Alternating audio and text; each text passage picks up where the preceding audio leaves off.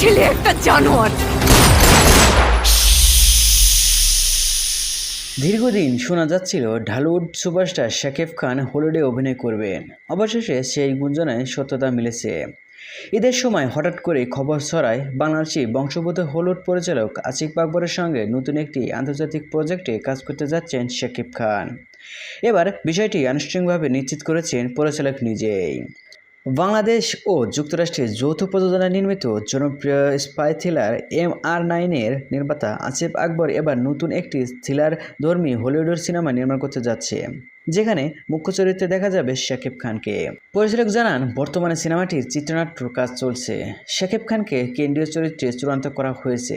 তার বিপরীতে থাকবেন দুই অভিনেত্রী, একজন বাংলাদেশি এবং অন্যজন হলিউড থেকে নেওয়া হবে। পাশাপাশি খল চরিত্রেও থাকবেন হলিউডের পরিচিত কোনো মুখ। জানা গেছে, আগামী মাসে শুরুতেই শাকিব খান যুক্তরাষ্ট্রে যাবেন প্রজেক্টের চূড়ান্ত প্রস্তুতির জন্য।